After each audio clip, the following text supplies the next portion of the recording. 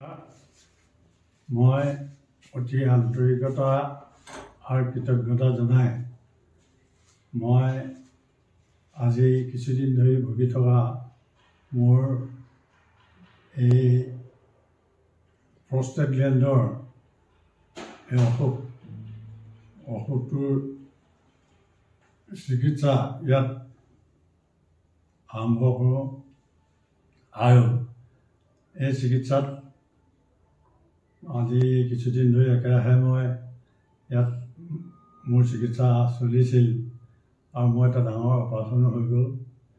কিন্তু এই ক্ষেত্ৰত আমাৰ আয়ুকেডি নহয় জানো আয়ুকেডি এইটো কাৰেকশ্যন কৰি ল'ব দেই। আয়ুকেডি হস্পিটেলৰ সমূহ চিকিৎসা বিষয়া আৰু ষ্টাফে মোক যিখিনি সকলো সময়তে মনলৈ সাহস দিলে, প্ৰেৰণা দিলে আৰু সেই ক্ষেত্ৰত মই অতি কম দিনৰ ভিতৰত আৰোগ্য হোৱাত মোক যথেষ্ট মনোবল দি পেলাই মোক আজি ইয়াত মোক ৰোগমুক্ত বুলি ঘোষণা কৰিলে।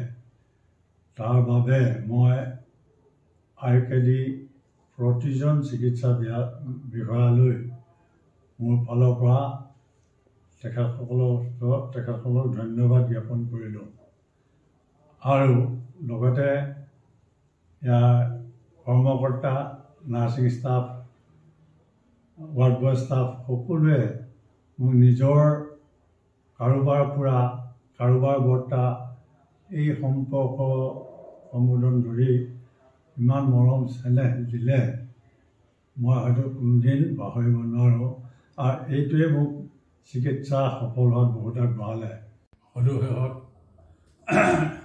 মই ডক্টৰ ৰূপকুমাৰ নাথকে প্ৰমুখ্য কৰি সকলো চিকিৎসা বিষয়ালৈ মই আন্তৰিক ধন্যবাদ জ্ঞাপন কৰিলোঁ আৰু লগতে তেখেতসকলৰ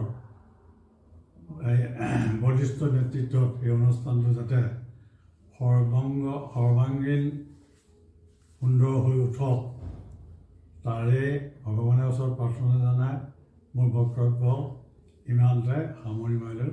নমস্কাৰ।